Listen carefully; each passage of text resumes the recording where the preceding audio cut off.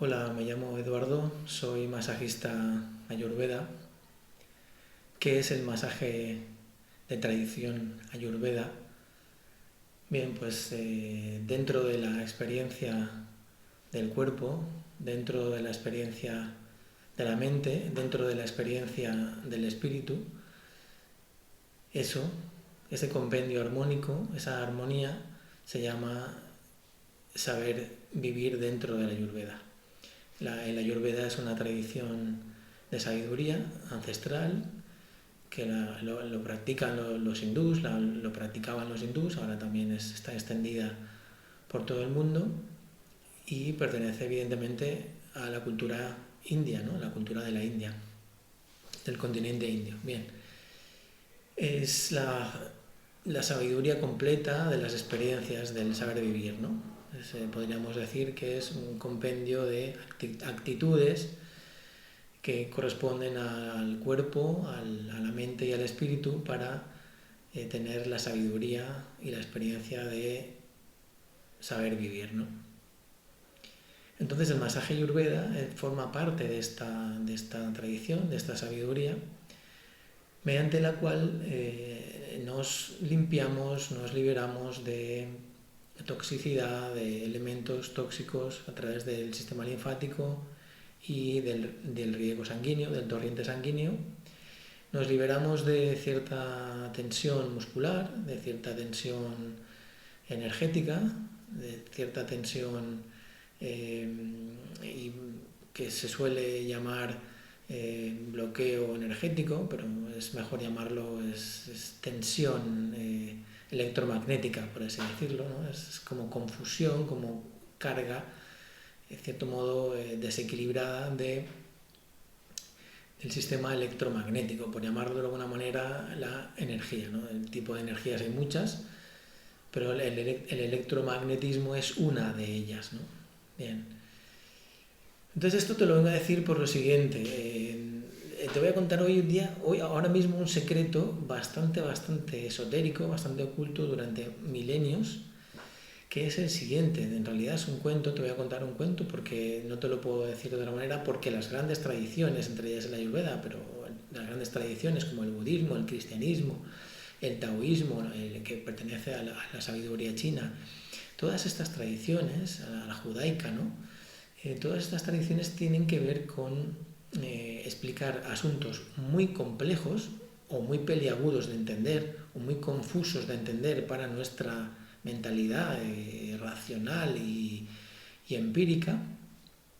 Entonces estas tradiciones lo que han hecho es deglutir el alimento espiritual para que lo podamos pues eso, al final asimilar, ¿no? De una manera u otra, porque no somos capaces de asimilar una gran información o una potente información energética y de sabiduría. Entonces, en las tradiciones lo que nos han contado son, nunca mejor dicho, cuentos, ¿no? Metáforas, fábulas, para que sepamos de qué va esto, ¿no? De qué va la cuestión de saber vivir, ¿no? De tener una sabiduría de varios frentes, de varios sistemas de vida, corporales, terrenales, espirituales, energéticos, mentales, pensamientos, todas estas situaciones multiversicas, ¿no? Multidiversas, ¿no? Entonces el cuento es el siguiente, ¿no? Imagínate que los electrones, ¿no? Que rodean a los átomos, ¿no? Porque esto sí que es verdad que evidentemente la ciencia sí que es verdad que nos ayuda, racional o empírica, sí que nos está ayudando a entender que pues hay un atomismo, ¿no? El siglo XX es especialmente, el siglo pasado, el siglo XX fue especialmente proclive a que entendiésemos que el paradigma del entendimiento racional se suprimía por el entendimiento atómico, ¿no? En cierto modo, una de las grandes crisis que hubo en el siglo XX fue que el atomismo, ¿no? A través de las bombas atómicas, a través del problema físico, ¿no? Podía hacernos volar, nunca mejor dicho, en 1000 pedazos a otros multiversos. Entonces, este gran frente físico-atómico, ¿no? Está demostrado que nos constituye, ¿no? Nos atomiza, nunca mejor dicho, nos desintegra en miles y millones de partículas subatómicas, ¿no? De las cuales formamos parte, ¿no? Entre las cuales existimos, ¿no? Entonces es curioso porque los electrones, ¿no? Que son, evidentemente serían partículas subatómicas o como queráis llamarlo, entonces serían las grandes extraterrestres, o sea, los electrones serían los extraterrestres, evidentemente, que habrían venido a la Tierra para que nosotros pudiésemos entender algo de lo que es el universo, ¿no? De una manera hablando de una manera muy global y sobre todo muy metafórica, ¿no? Entonces esa sabiduría universal, ¿no? de la fuente primigenia, de la sabiduría universal, de la sabiduría de la divinidad, por así decirlo, ¿no? De la mente superior, ¿no? Esa información está concentrada en los electrones. Entonces, esos seres extraterrestres, evidentemente son los electrones, ¿no? Entonces, estos electrones no son ni más ni menos que los hijos de Dios, ¿no? Por llamarlo de alguna manera para que nos entendamos en nuestra tradición, ¿no? Nuestra tradición cristiana o las tradiciones de sabiduría que siempre hablan de la fuente universal, de la sabiduría universal, ¿no? O macrocósmica o fundamentalmente cósmica, ¿no? Entonces, si los electrones son los extraterrestres, evidentemente los electrones son los que a nosotros nos alimentan, nos nutren y nos mantienen en la experiencia corporal y en la experiencia material, ¿no? O físico-material, por así llamarlo, ¿no? Con la densificación de la materia, ¿no? Entonces, estos electrones en realidad son los que tienen esa mente, ¿no? Divina, y son los que nos impelen, ¿no? Los que nos provocan siempre a la mejoría y a la riqueza espiritual. Lo que ocurre es que muchas veces, si el mensaje espiritual no se pilla a la primera, pues entonces sí que es verdad que este tipo de sabiduría siempre nos llevan a entender las cosas de un modo no agradable, ¿no? Sino desfavorable para nosotros. Porque la energía, esos electrones nunca van a desaparecer porque son la sabiduría, ¿de acuerdo? Son el fundamento, son los extraterrestres, por llamarlo de alguna manera, que no nos pertenecen en el sentido terráqueo, por llamarlo de alguna manera, ¿no? Para que, exagerando y para que nos entendamos. Entonces, si esa sabiduría no se recoge, no se proyecta con la armonía universal, con los patrones y los fundamentos que nosotros adquirimos como seres humanos para el bien universal, común, humano, para la benevolencia, para la riqueza equilibrada, para todo tipo de bienestar y de co-creación con el universo, entonces se vuelven en nuestra contra, se vuelven, quizás no en nuestra contra, pero sí en nuestra, ¿cómo decirlo?, de nuestra parte menos agradable de la sabiduría, ¿no? Entonces tenemos que aprender con la experiencia desagradable, con la experiencia que no nos apetece, que no nos gusta, que nos inquieta, que nos desagrada y que no queremos, ¿de acuerdo? Porque la sabiduría siempre es sabia, que mejor dicho, y siempre tiene que buscar los recursos porque odia el vacío, ¿no? Odia no sería la mejor palabra, ¿no? Sino que no entiende el vacío. Entonces, si la energía no es positiva, por llamarlo de alguna manera, se convierte en negativa, para entendernos.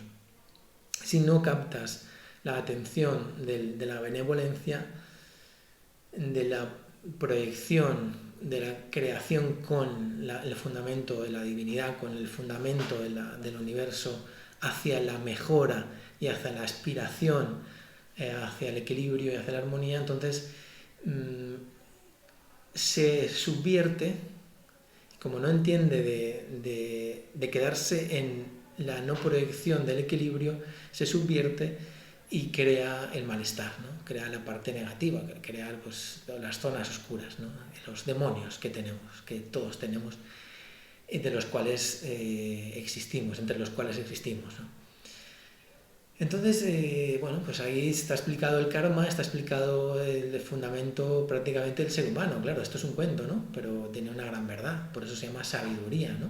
La sabiduría es muy potente, entonces hay que, como he dicho, hay que trocearla para poder... Somos unos bebés, tenemos que aprender a comer aún y no sabemos coger el tenedor aún, nos tienen que dar con el avioncito, nos tienen que meter el alimento para poder masticarlo, ¿no? Entonces sí que es verdad que el karma estaría muy bien explicado, ¿no? Porque si tenemos, ¿no? Si recogemos electrones y pertenecemos a los electrones, y esos son los grandes sabios, ¿no?